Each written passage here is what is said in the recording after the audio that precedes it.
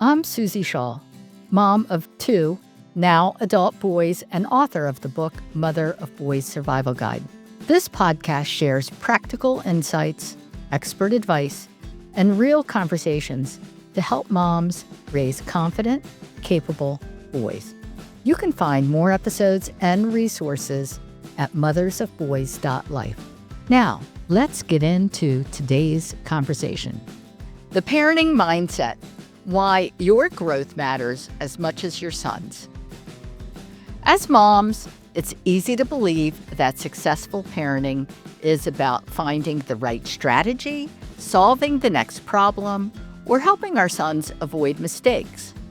But what if the most important work we do as parents has less to do with changing our children and more to do with understanding ourselves? Today's guest is Lynda Leonce. She's a life and parenting coach who helps parents approach their relationships with their children from a place of greater awareness, presence, and trust.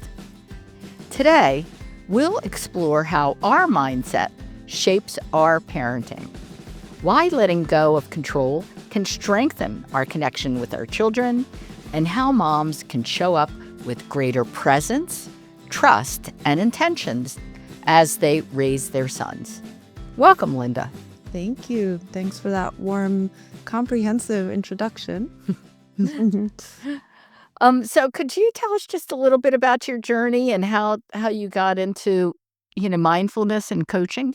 Yeah, sure. I would say about 5 years ago, maybe more like 6, I had a moment where I really looked at my life and realized that everything that I had done and everything that I had created, while I was fortunate to have created the things I wanted, I did the things in my career, I got the promotions, I had the job, the ideal home that I wanted.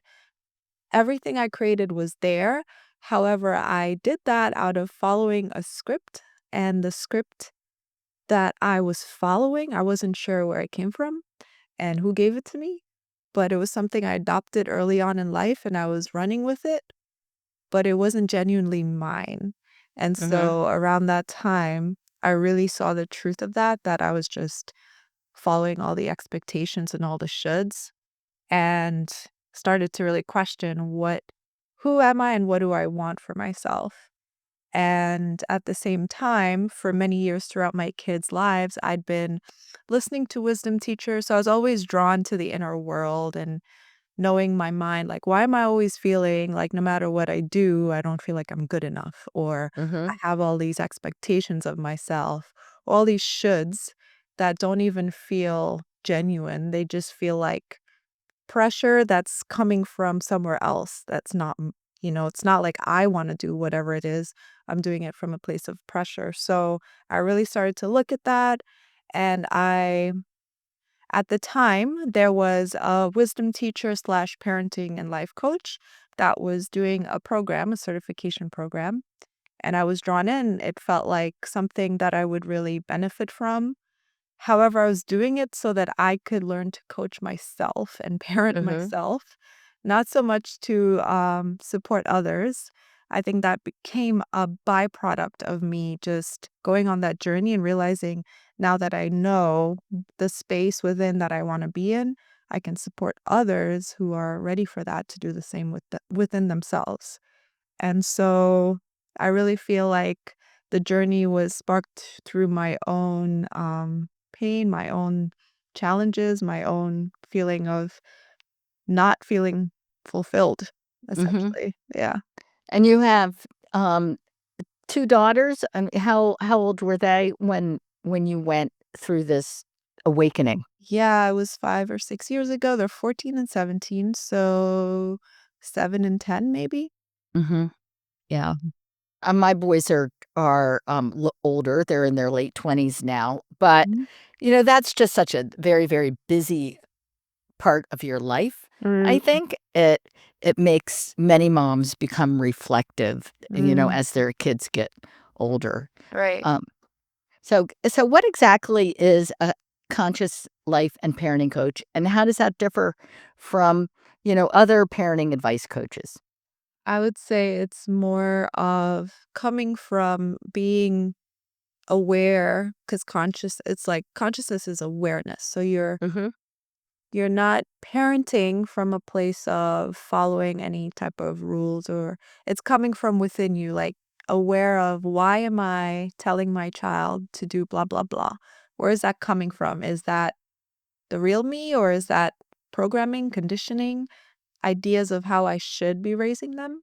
So Hmm. it's rooted in being the real you and recognizing that you're a sovereign being, they're a sovereign being. You're not here to raise them, you're here to create an environment for them to thrive. And how it unfolds is not so much about us, it's about them and their journey, and we're just here Hmm. to kinda walk alongside them and support them when they ask for our support. Yeah. Right. Well, recognizing those signs that they need Yes. support. Whether it's, Um, verbally saying it or just being attuned to them and realizing that maybe we can step in. Yeah. mhm.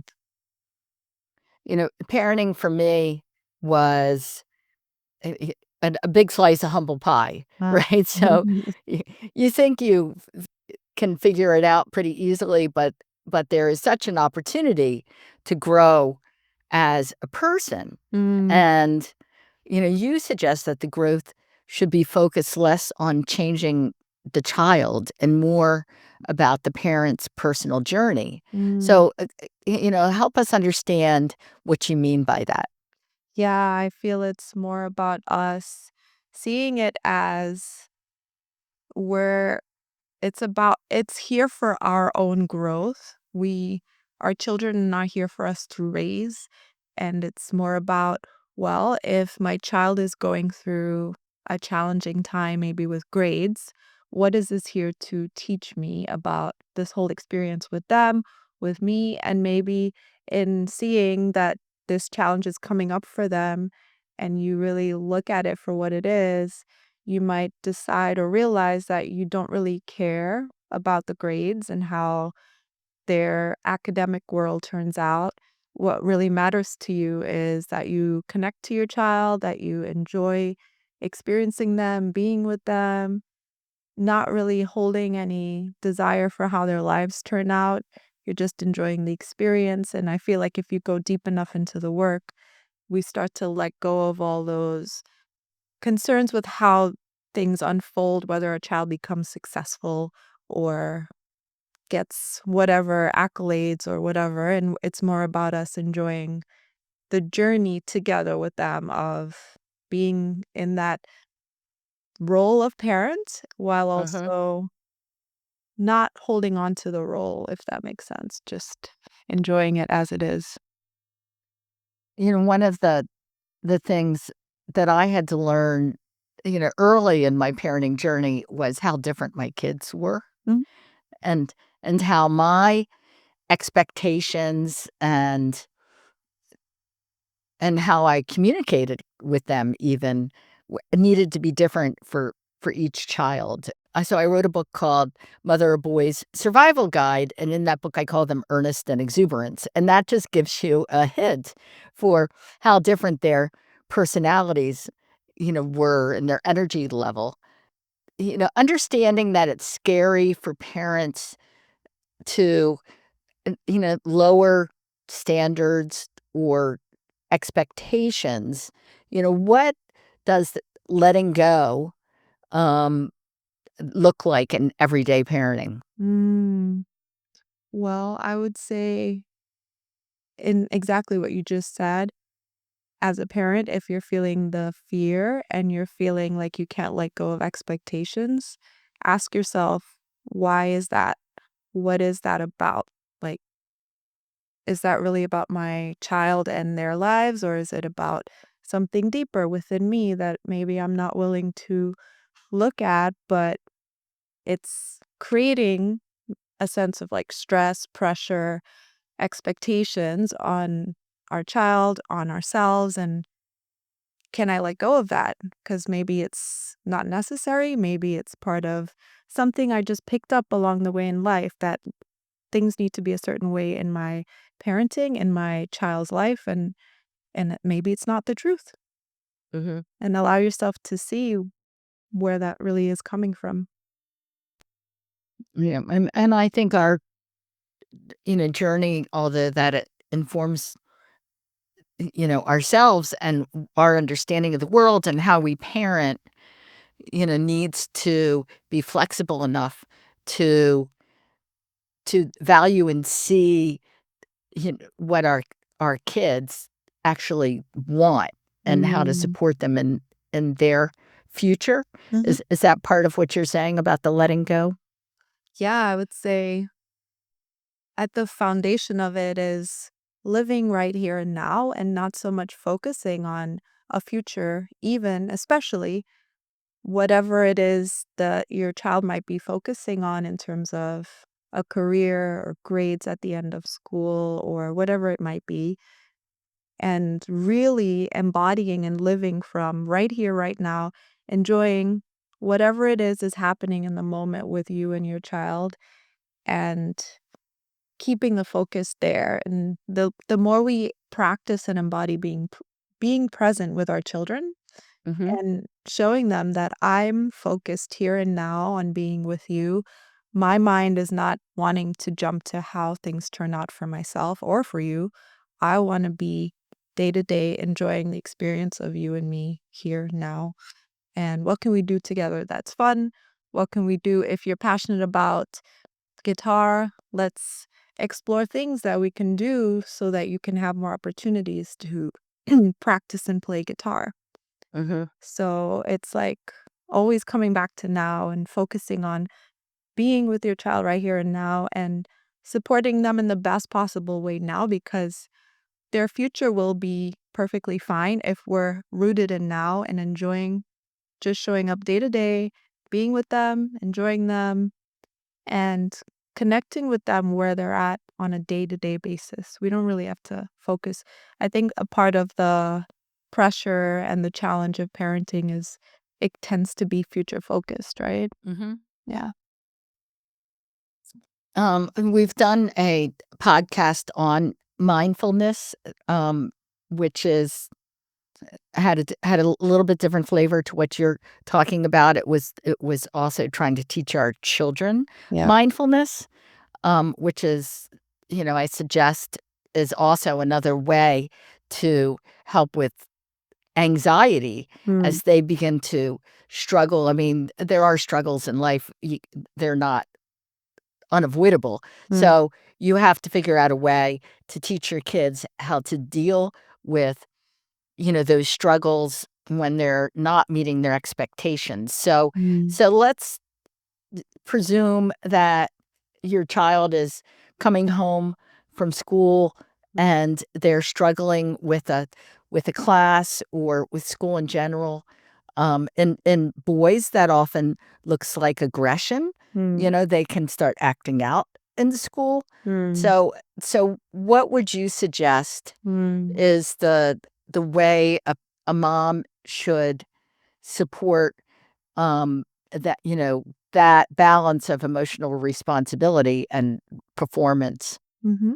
Okay, that's a good, tangible example we can work with. So I would say, as you were sharing, the first thing I would say in terms of a mindset shift is to shift from calling things a struggle to a challenge. Because when we see it as a struggle, like, how does that feel? That feels like you're working against something and it's like it feels harsh. But if you see it as a challenge, then it's something you get to rise up to. You feel the difference? It's like, wow, okay, it's something I'm going to overcome. And you feel like, I can't wait to do that. The other way feels like, oh my gosh, this is going to be hard because it's a struggle. So that alone can really shift in how we approach it if we see it differently to begin with. What we tend to do is react. We don't allow it to allow the presence and the peace of us sitting together to shift things naturally, if that makes sense. Like Mhm. if you're sitting there and you don't react, You allow them to have whatever experience if they start crying or whatever, and you're holding yourself in peace because you're not seeing lack, you're not seeing them as missing anything. You're enjoying them as they are. There's nothing wrong. They're having an emotional experience. You're there with them. Allow them to have it and see what happens next.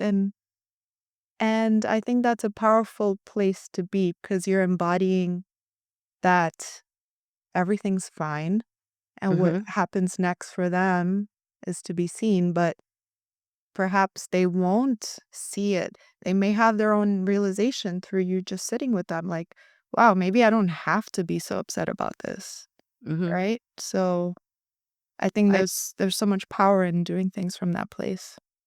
I think what you said about peace, sitting in peace is such an important concept, because you can lean into all that and that negative energy, and it can just explode. I I think in lots of different ways.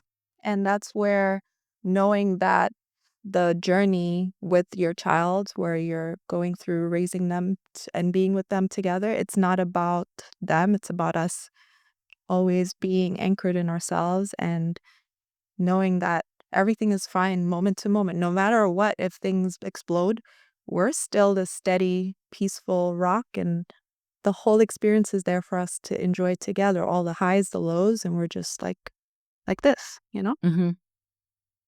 Right? We just finished a couple of podcasts on conscientious parenting, which is sort of a similar strategy, I think, Mm, of that yeah. peacefulness. Yeah. Um, so, decision making is was one of my personal goals, was to raise children that were independent and resilient and can make good decisions. Uh-huh. And some of that is, what do you do in these moments of reaction that Mhm. that could take you in a different direction? So, do you have any suggestions for how parents, can guide their children towards that independence and decision making without becoming overly controlling and not allowing them to make decisions on their own? Yeah, I would say holding the mindset that this is their journey, their path, their unfolding of how things are, and always keeping it as the mindset that this is their life, their decisions, we're not the ones imparting any, like with my kids personally, I'm just there to answer any questions they have. Like, I don't give suggestions about what to do. I ask them, well, what do you feel like you want to do next? Like, you're Mhm. faced with these options. What feels right for you in this moment? Like, do you want to do this thing or that thing?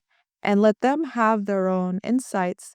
Because what you're doing is you're in alignment with yourself. You realize that it's not about you, it's about them deciding, and you're just modeling, okay, so what would I do if I was in your situation? You can offer it from your perspective that way. It's like, um, just always keeping in your lane, if that makes sense, and Mhm. allowing them to continue that sense of this is my life, my decisions, my I'm a sovereign being. And the more we model that and also embody faith in them, like, not feeling like we need to be involved in meddling. I think a lot of times when we want to meddle, it's because we're not allowing ourselves to trust our child to make what decisions that are best for them. And so if we know and we're anchored in knowing that my child within them exactly what I have within me to know what's best for me. They have that too, regardless of age, and let them decide. All we're there to do is answer questions like, Mom, I don't know about this thing. Do you think that makes sense? And then you can give whatever knowledge you have about the options they're sharing, but it's still their decision. It's still their path and how they decide to choose. And whatever they choose, remaining like, okay, great, Mm-hmm. and not putting any judgment or like, I don't know if that sounds right in there, you know? Even if we think it's not the right choice, still being okay with them maybe making a mistake and Mm-hmm. allowing them to learn from that without feeling like there's anything lacking, because there's not. Mm-hmm. They're learning from their decision. If it's wrong, will be perfect for them because they're going to get so much out of that. The course correcting will Mm-hmm. be brilliant for them and deepen their resilience and their independence even more.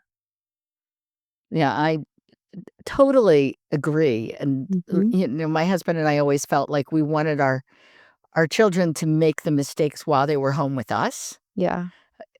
instead of later in life. Yeah. Um, and so that you can figure out how to reflect and make a better decision, and not become paralyzed Mm. with decision making because there's and I'm sure we all have people in our lives who just seem as though they never learned how to make a decision. They're just paralyzed by the stress of having to make a choice, you Mm, know?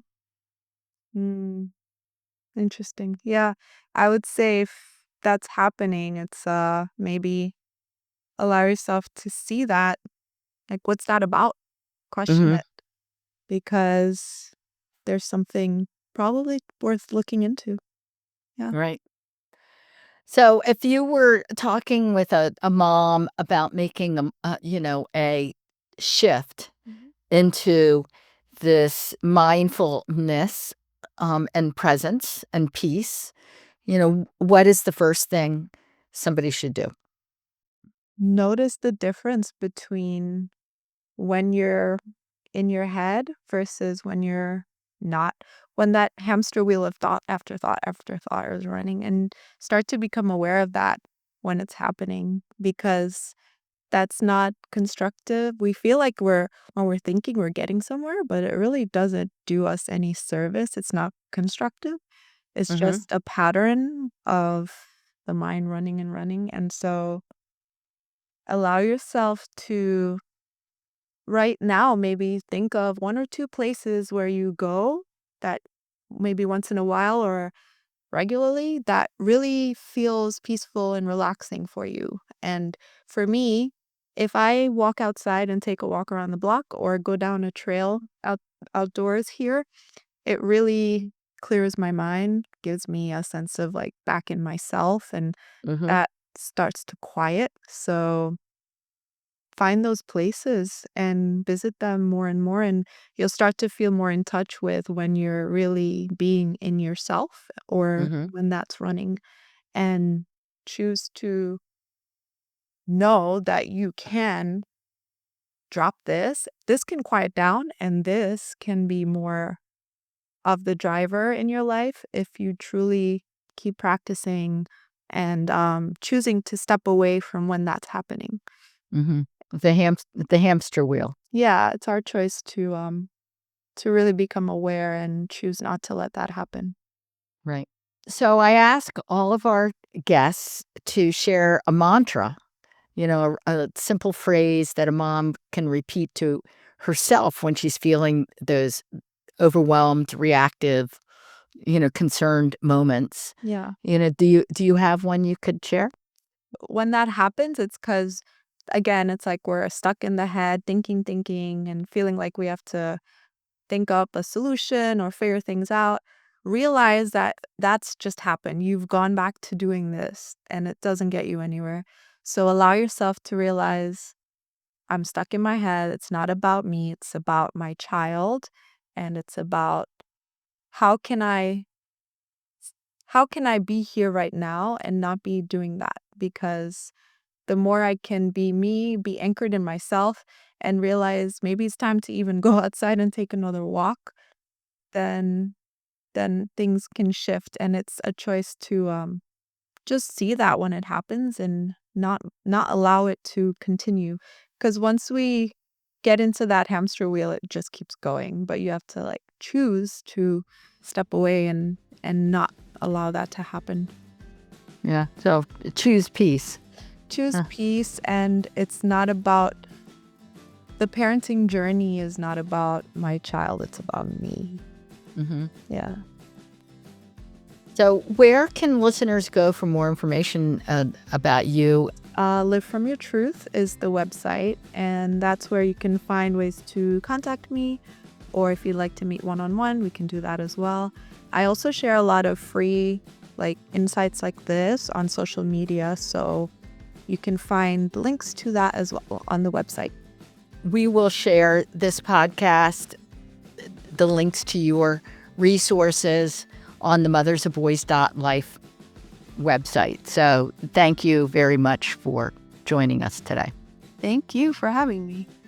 If this episode meant something to you, please follow and share the Mothers of Boys Survival Guide podcast on Facebook, Instagram, YouTube, and LinkedIn. Sharing helps other moms discover the show. Be kind to yourself, moms.